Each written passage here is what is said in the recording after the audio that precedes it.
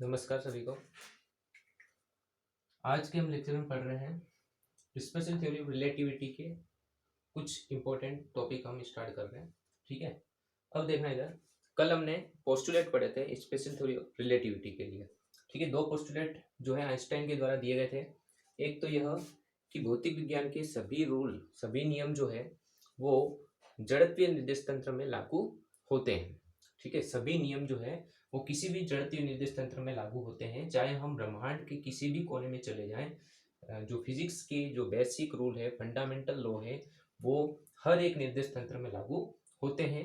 बस शर्त ये होनी चाहिए कि वो जो फ्रेम ऑफ रेफरेंस है वो इनर्शियल होना चाहिए, जड़त्वीय होना चाहिए। मतलब अगर वो गति भी कर रहा है तो कांस्टेंट वेलोसिटी से मूव करना चाहिए। ठीक है, उसके बाद दूसरा नियम था कि जो लाइट की स्पीड होती है वो सभी जगह एक समान बनी रहती है। चाहे हम किसी जगह पे खड़े रहकर ऑब्जर्व कर रहे हैं लाइट की स्पीड को, चाहे किसी स्पेसशिप के अंदर बैठे हैं जो कि बहुत हाई स्पीड से चल रही है। ठीक है, और उसमें बैठकर हम अगर लाइट की स्पीड को माप रहे हैं तब भी उतनी ही आएगी लाइट की स्पीड, 3 लाख किलोमीटर पर सेकेंड। ठीक है, तो लाइट की स्पीड में कोई परिवर्तन नहीं होता है। अब देखना, उसी के आगे ये टॉपिक है अपना द रिलेटिविटी ऑफ साइमल्टेनियसली। ठीक है, समक्षणिकता की आपेक्षिकता। ठीक है, इसका मतलब समझना, कोई दो घटनाएं हैं। ठीक है, सॉरी, कोई एक घटना है जो कि कोई दो निर्देश तंत्र में एक साथ घटित हो रही है। कोई घटना है जो कि दो निर्देश फ्रेम में एक साथ घटित हो रही है। तो पहले निर्देश तंत्र में जो ऑब्जर्व किया जाएगा ठीक वही दूसरे दूसरे जो है निर्देश तंत्र में ऑब्जर्व नहीं किया जाएगा। मतलब दोनों में भिन्नता होगी। ठीक है, एग्जाम्पल से समझना, जैसे कि ये कोई गाड़ी है। ठीक है, ये कोई वाहन है, इसके अंदर ये एक बल्ब लगा हुआ है जहां से लाइट बाहर निकल रही है। सामने एक मिरर रखा हुआ है। ठीक है, सामने ये एक मिरर है, इस मिरर से लाइट रिफ्लेक्ट होकर वापस लौट रही है। ठीक है, अब देखना इधर, यहाँ पे देखना, दो ऑब्जर्वर है यहाँ पे। एक तो उस गाड़ी के अंदर बैठा हो, ठीक है, दूसरा ऑब्जर्वर ये रहा जो कि धरातल के ऊपर, कहाँ पे है, धरातल के ऊपर है, मतलब बाहर है। तो एक फ्रेम ऑफ रेफरेंस तो ये बाहर वाला हो गया, दूसरा फ्रेम ऑफ रेफरेंस जो है वो ये अंदर वाला हो गया। ठीक है, तो ये जो प्रिंसिपल है समक्षणिकता की आपेक्षिकता का सिद्धांत, ये कहता है कि कोई घटना दो निर्देश तंत्र में एक साथ घटित हो रही है।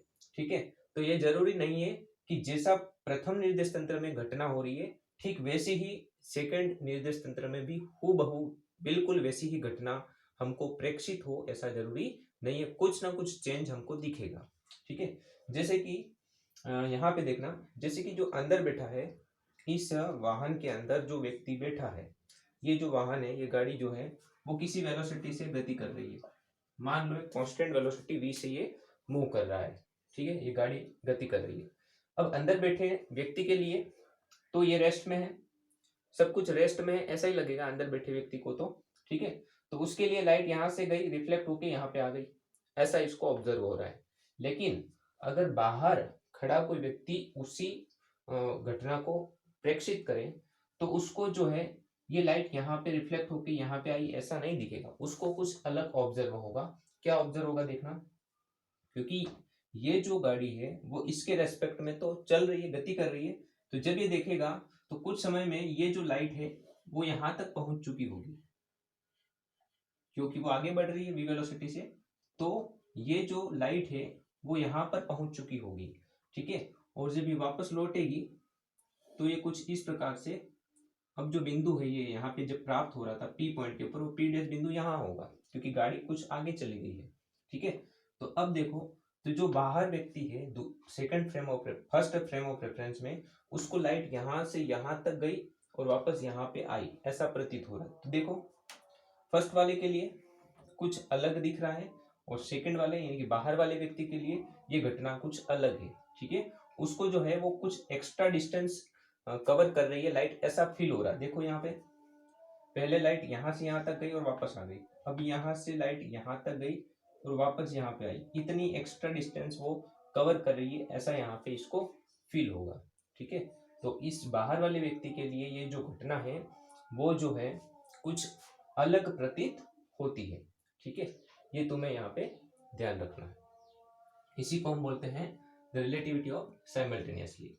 ठीक है, ऐसा ही होता है। आगे हम एक टॉपिक पढ़ेंगे जिसको हम टाइम डायलेशन कहते हैं। मतलब बाहर वाले व्यक्ति को ऐसा लगता है कि लाइट को यहाँ से लगाकर वापस इस पॉइंट के ऊपर आने में ज्यादा समय लगा, ऐसा इसको महसूस होता है। ठीक है, तो ये अपना अगला टॉपिक होगा।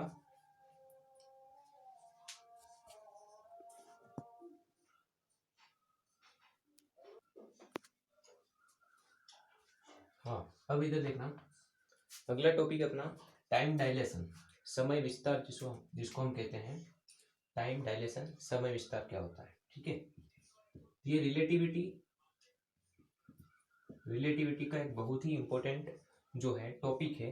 ठीक है, आइंस्टाइन ने बताया था कि जब भी कोई वस्तु बहुत ज़्यादा हाई स्पीड से चले, ठीक है, मतलब लाइट की जो स्पीड होती है, लाइट की स्पीड जो होती है 3 लाख किलोमीटर पर सेकेंड, उसके कंपैरिजन में अगर किसी वस्तु की स्पीड हो जाए, मतलब वेलोसिटी जो है किसी भी ऑब्जेक्ट की वेलोसिटी सी के कंपैरिजन में हो जाए, ठीक है, हो सकता है सी का वो 70% हो जाए, ठीक है, या 80% ऑफ सी हो जाए,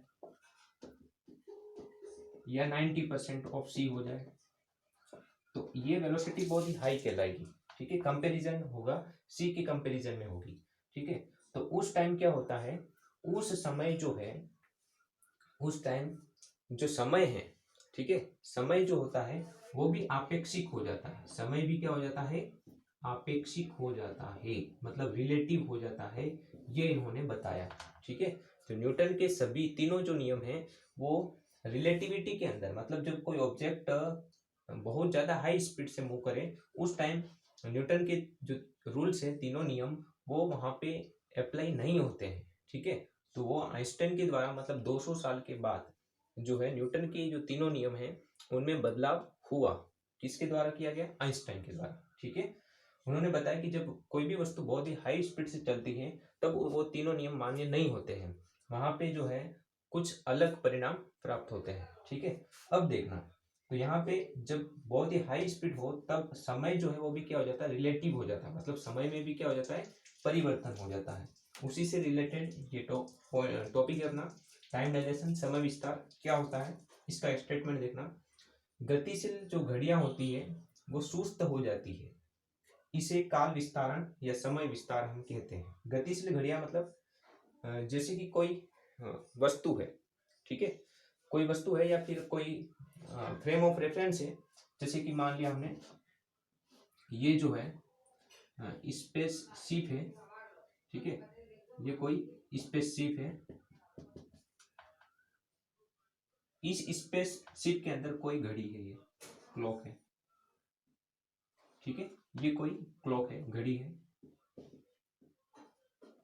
ये स्पेस शिप जो है वो लाइट की स्पीड के कंपैरिजन में चल रहा है, तो उस समय क्या होगा, ये घड़ी जो है वो गतिशील घड़ी कहलाएगी।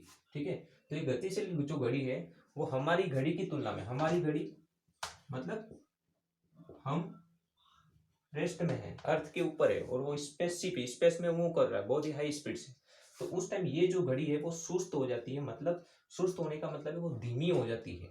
धीमी हो जाएगी तो समय क्या हो जाएगा, बढ़ जाएगा, मतलब समय का क्या हो जाएगा, विस्तार हो जाता है। ठीक है, तो इसी घटना को हम क्या बोलते हैं, इसी घटना को हम समय विस्तार, टाइम डायलेशन कहते हैं। फॉर एग्जाम्पल, यदि यहाँ पे जो है कोई पर्टिकुलर कंडीशन है, जैसे कि यहाँ पे जो घड़ी है, ठीक है, हम बाहर अर्थ के ऊपर है, ठीक है, और स्पेसशिप के अंदर जो है एक घड़ी रखी हुई है और एक अर्थ के ऊपर रखी हुई है। हम 25 मिनट बाद देखेंगे, 25 मिनट की बात करें, 25 मिनट की बात करें, ठीक है, या कुछ भी मान लो, फॉर एग्जाम्पल जैसे कि हमने 30 मिनट की बात करी, ठीक है, 30 मिनट बाद जो है अपना यहाँ पे घड़ी का जो संकेतक होगा, ये 12 है, ये 3, ये 6 और ये 9। अब देखना इधर, ये 1, ये 2, 3, 4, 5 और 6। 30 मिनट बाद जो है ये जो संकेतक है वो कहाँ पे आ जाएगा, नीचे आ जाएगा, 6 के ऊपर आ जाएगा। कहाँ पे आ जाएगा, 6 के ऊपर आ जाएगा। ठीक है, कुछ इस प्रकार से 12 से कहाँ आ गया, 6 के ऊपर आ गया। ठीक है, 30 मिनट की बात कर रहे हैं। लेकिन जब हम स्पेसशिप के अंदर बात करेंगे तो ऐसा नहीं होगा, वहां पे घड़ी धीमी चलेगी। मतलब जैसे कि ऐसा मान लो कि यहाँ पे जो संकेतक है वो 12 से आ गया यहाँ पे, जैसे कि 4 के ऊपर आ गया। कहाँ पे आ गया, 4 के ऊपर। मतलब यहाँ पर जो संकेतक है, निडल है, वो 6 के ऊपर आ गई है, 30 मिनट हो गई है हमारे लिए। लेकिन वहां पर स्पेसशिप में जो व्यक्ति बैठा है उसके लिए जो ये जो संकेतक है वो 4 पे आया, मतलब उसके लिए वो टाइम कितना हुआ है, सिर्फ 20 मिनट हुई है। मतलब उसके लिए यही समय क्या हो गया, वहां पे कम हो गया। ठीक है, या फिर हम कह सकते हैं उसकी घड़ी जो है वो धीमी चल रही है, तो उसके लिए समय जो है वो क्या है, ज्यादा बीतेगा। ठीक है, मतलब समय का क्या हो गया, विस्तार हो गया। इसी को हम बोलते हैं समय का विस्तार, टाइम डायलेशन। ठीक है, तो अंदर बैठे हुए व्यक्ति के लिए टाइम जो है वो धीमा चल रहा है, समय का धीरे चलना ही टाइम डायलेशन कहलाता है। और बाहर वाले व्यक्ति के लिए वही समय क्या है, वो एब्सोल्यूट है, लेकिन उसके लिए जो है वो समय क्या हो गया, धीमा हो गया। इसको हम प्रूफ भी करेंगे कि अंदर वाले व्यक्ति के लिए टाइम जो है कम कैसे हो गया, ये हम प्रूफ भी करेंगे, वेरीफाई भी करेंगे। ठीक है, अब देखना इधर। हाँ, दूसरा नीचे क्या लिखा था हमने, देखो, अर्थात गतिशील घड़ियां जो होती है वो हमारी घड़ियों की अपेक्षा मंद चलती, मतलब धीमा चलती हुई प्रतीत होती है। ऐसा हमको फील होता है, प्रतीत होता है। इसी को हम क्या बोलते हैं, काल वृद्धि या समय विस्तार कहते हैं। ठीक है, तो देखना अब इसको हम प्रूफ करते हैं। हमने जो है कोई एक स्पेसशिप ले लिया। ठीक है, कोई स्पेसशिप ले लिया, ये कोई स्पेसशिप है। ठीक है,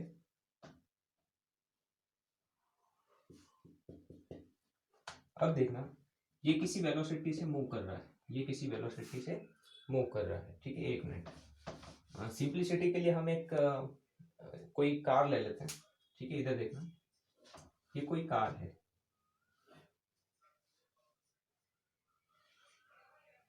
इधर देखना, डायग्राम में थोड़ा अच्छा रहेगा। हमने ये कोई कार ले ली। ठीक है, ये कोई कार है।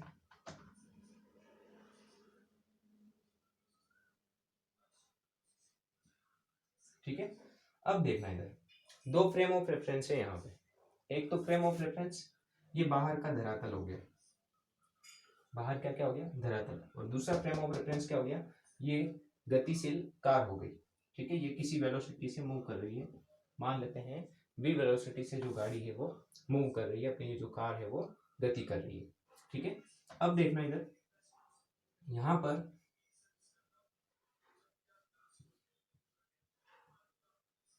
देखना, यहाँ पे एक बल्ब लगा हुआ है। ठीक है, यहाँ पर एक बल्ब लगा हुआ है जो कि लाइट दे रहा है। क्या दे रहा है, लाइट दे रहा है। ठीक है, अब देखना, एक तो व्यक्ति अंदर बैठा हुआ है यहाँ पे, एक व्यक्ति ये है जो कि अंदर बैठा हुआ है। ठीक है, वो इसको ऑब्जर्व कर रहा है। ये लाइट जो है वो यहाँ से निकल रही है, और यहाँ सामने एक मिरर रखा हुआ है, सामने एक मिरर है यहाँ पे, ये मिरर है। ठीक है, देखना अभी इधर लाइट निकल रही है, इस मिरर को टकरा रही है, और टकरा कर रिफ्लेक्ट होगी, परावर्तित होकर वापस ऊपर चली जाएगी। ठीक है, तो क्या हो रहा है, लाइट ऊपर से आई, टकरा के यहाँ पे परावर्तन होगा मिरर से, और वापस ऊपर चली जाएगी। ऐसा यहाँ पे हो रहा है। ठीक है, तो अब देखना इधर, ये लाइट का सोर्स है। ठीक है, अब देखना, मान लेते हैं इसकी हाइट h है। हाइट कितनी है, h हाइट है।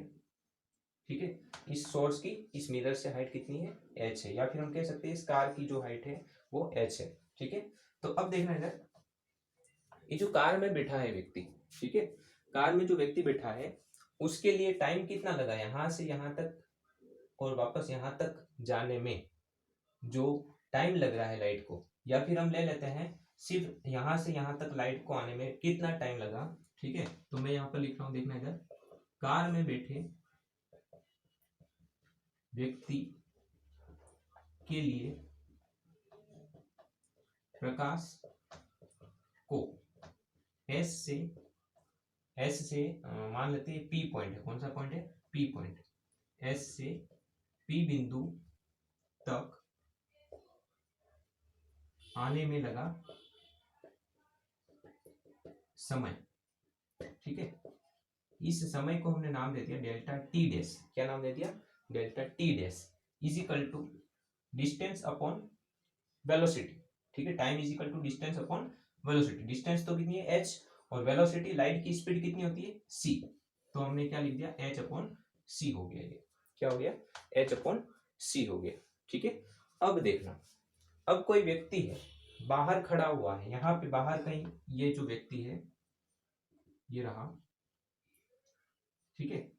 अब ये जो व्यक्ति है वो इसको ऑब्जर्व करेगा जब, तो ये लाइट जो यहाँ से यहाँ तक आ रही है और वापस लौट रही है और जा रही है, जो बाहर बैठा हुआ व्यक्ति इसको ऑब्जर्व करेगा तो ये घटना ठीक वैसी ही नहीं हो दिखेगी जैसा वो अंदर बैठा हुआ व्यक्ति देख रहा है, ठीक है।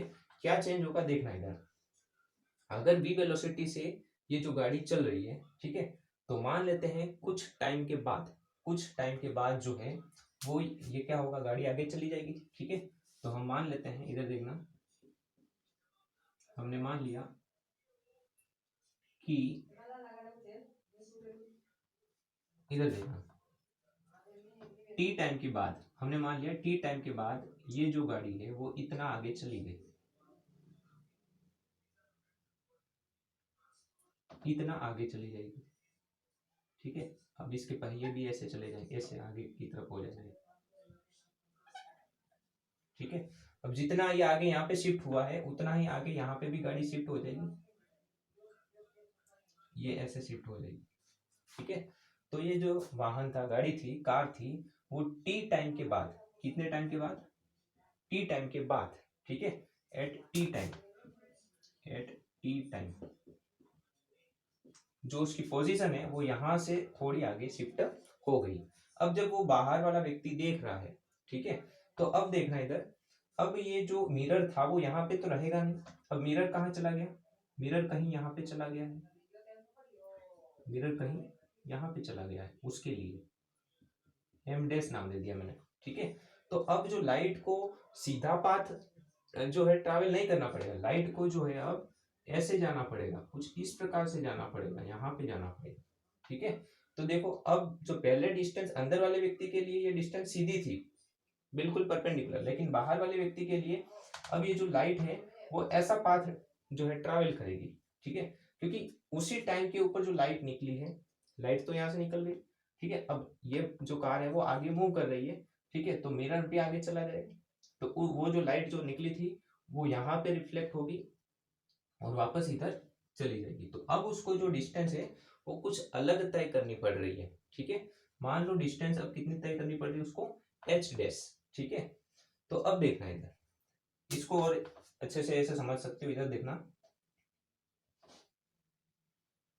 इधर देखो, ये बल्ब है, ठीक है, और जब ये जब कार गति कर रही है, ठीक है, तो उस टाइम क्या होगा, यहाँ से जो लाइट निकली, ठीक है, यहाँ से जो लाइट निकली, अब देखना इधर, लाइट तो सामने नीचे जा रही है, अब गति कौन कर रहा है, ये बल्ब आगे इधर जा रहा है, ठीक है, मिरर भी आगे जा रहा है। अब जो लाइट निकली, ठीक है, अब ये बल्ब कुछ देर में यहाँ चला जाएगा, कुछ देर में यहाँ चला जाएगा, तो ये जो लाइट जो यहाँ से निकली थी, ठीक है, उसको अब यहाँ पे जाना पड़ेगा, ऐसे गति करनी पड़ेगी, इधर देखना, ऐसे ट्रायंगुलर पाथ जो है वो तय करना पड़ेगा, ठीक है।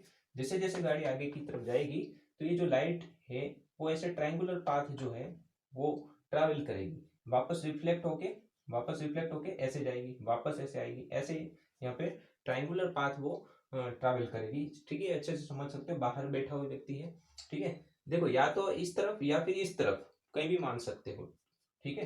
तो हमने जो माना है, जैसे ही कार थोड़ी शिफ्ट हो गई, अब जो लाइट जो यहाँ से निकली थी वो, अब ये वाला हिस्सा तो आगे बढ़ गया है, तब लाइट को यहाँ पे आने के लिए ऐसा पाथ तय करना पड़ेगा, ठीक है।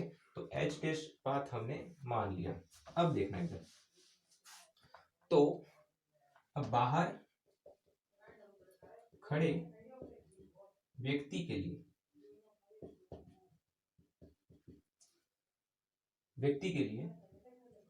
प्रकाश द्वारा तय की गई दूरी, तय की गई दूरी क्या हो जाएगी, h डैश हम मान रहे हैं, ठीक है। वो दूरी क्या हो जाएगी, इधर देखना, दूरी is equal to under root, अब देखना इधर, ये तो h डैश, ये क्या हाइपोटेनस बन रहा है, देखो इधर देखो, भूल जाओ अभी इसको, ये h है, ये h डैश है, और यहाँ से यहाँ तक की जो डिस्टेंस है वो क्या होगी, देखना t टाइम के बाद जो है हम बात कर रहे हैं, v वेलोसिटी है, तो यहाँ से यहाँ तक की डिस्टेंस क्या होगी, distance is equal to velocity into time लिख सकते हैं हम, ठीक है, क्योंकि velocity is equal to distance upon time, displacement upon time, तो d is equal to v into T, ठीक है, तो ये क्या हो जाएगा v इंटू टी, या मान लो डेल्टा टी टाइम है, बहुत ही छोटा सा टाइम है, तो हम क्या लिख देंगे इसको, v इंटू डेल्टा टी लिख देंगे, ठीक है, यहाँ पे डेल्टा टी मान है, इसको भी डेल्टा टी मान लेते हैं, तो क्या हो जाएगा, यहाँ पे बाहर वाले व्यक्ति के लिए ये जो डिस्टेंस है वो हो गई v इंटू डेल्टा टी, ठीक है। तो अब देखो यहाँ पे एक ट्राइंगल बन रहा है, ये परपेंडिकुलर है, ये h डैश है, ये h है, और ये डिस्टेंस है v इंटू डेल्टा टी, तो हाइपोटेनस है, हाइपोटेनस इज इक्वल टू क्या होता है, अंडर रूट ऑफ परपेंडिकुलर का स्क्वायर प्लस बेस का square v into delta T का स्क्वायर, ऐसा हो जाएगा, ठीक है। अब देखना इधर, तो ये तो डिस्टेंस हो गई, तो टाइम कितना होगा, ठीक है, ये तो तय की गई दूरी हो गई, तो समय क्या हो जाएगा वो देखना, समय हम मान लेते हैं डेल्टा टी है, ठीक है, समय क्या है डेल्टा टी, तो delta T is equal to क्या हो जाएगा, डिस्टेंस है कितनी h डैश अपॉन स्पीड या वेलोसिटी जो भी है वो क्या है c, प्रकाश का वेग तो वही रहेगा ना 3 लाख मीटर पर सेकंड, उसमें कोई चेंज नहीं होगा, ठीक है, तो यहाँ पर हमने लिख दिया c। अब देखो h डैश का मान लिख दो, तो under root of h square plus v square delta T का स्क्वायर अपॉन c, दोनों तरफ स्क्वायर कर दो, तो क्या होगा, देखो डेल्टा टी का square is equal to h square upon नीचे क्या आएगा c square plus v square delta T का square upon c square, delta T को एक तरफ कर दो, तो क्या हो जाएगा, डेल्टा टी का स्क्वायर कॉमन भी ले लिया हमने, तो यहाँ से तो बचेगा 1 माइनस इधर से जो आएगा वो क्या है, v square upon c square is equal to h square upon c square, ठीक है। अब देखो क्या बचता है यहाँ पे, तो डेल्टा टी का स्क्वायर, इस पूरे को वापस नीचे ले जा रहे हैं हम, तो h square upon c square into ये पूरा नीचे गया, तो क्या हो जाएगा 1 minus V square upon C square, अब स्क्वायर रूट लगा दो वापस से, तो क्या हो जाएगा delta T is equal to h upon C into 1 upon under root 1 minus V square upon C square. अब देखो h अपॉन सी को क्या लिख सकते हैं, h अपॉन सी को डेल्टा टी डैश लिख सकते हैं, ठीक है, तो ये क्या हो जाएगा delta T is equal to delta T dash upon under root of 1 minus V square upon C square, ठीक है। अब देखना है यहाँ पे, समझना इधर, तो बाहर खड़े हुए व्यक्ति के लिए जो टाइम है डेल्टा टी, वो क्या होगा, delta T is equal to delta T dash upon under root of 1 minus V square upon C square, ठीक है। अब देखो नीचे क्या है, 1 में से कुछ माइनस हो रहा है, यहाँ पे 1 में से कुछ माइनस हो रहा है, ठीक है, मतलब ये नीचे वाला जो मान है वो 1 से छोटा हो रहा है, 1 से क्या हो रहा है, छोटा हो रहा है।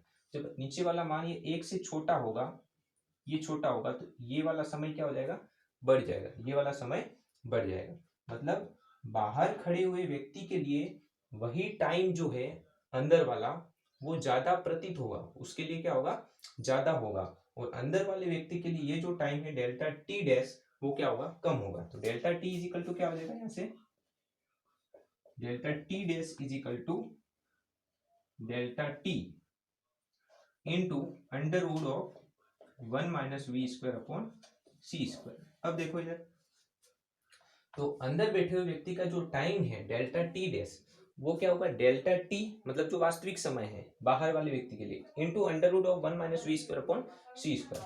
अब ये 1 माइनस वी का मान तो कुछ पर्टिकुलर होगा और सी का मान बहुत हाई है, तो ये मान जो है कुछ आएगा, पॉइंट में कुछ आएगा, तो ये जो पूरा मान है वो क्या आएगा, 0 पॉइंट में कुछ ऐसा कुछ आएगा, मान लो 0.0025 ऐसा कुछ आ रहा है, ठीक है।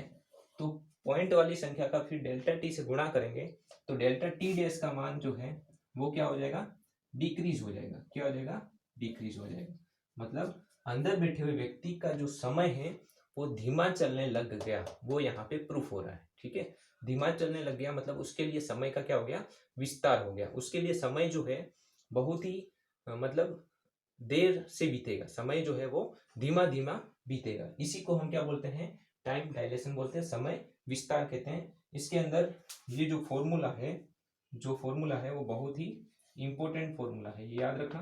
ठीक है, delta T is equal to this, या फिर ये फॉर्मूला, ये बहुत ही इंपॉर्टेंट फॉर्मूला है। टाइम डायलेशन का फॉर्मूला है delta T dash is equal to delta T और under root 1 minus V square upon C square. इसमें ध्यान रखना डेल्टा टी डैश जो है वो अंदर बैठे हुए व्यक्ति के लिए समय है, और डेल्टा टी क्या है, डेल्टा टी जो है वो बाहर बैठे हुए व्यक्ति के लिए जो है समय है।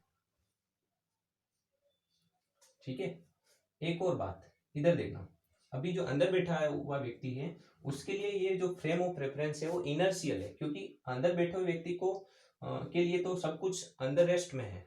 ठीक है, तो ये इसके लिए स्थिर अवस्था कह सकते हैं हम, और बाहर वाले व्यक्ति को ये सब कुछ गतिशील लग रहा है, तो इसके लिए ये जो है गतिशील जो है फ्रेम ऑफ रेफरेंस होगा। ये बात यहाँ पे पॉइंट ध्यान रखना। ठीक है, आगे हम दूसरा टॉपिक पढ़ेंगे कल इसी स्पेशल थ्योरी ऑफ रिलेटिविटी का।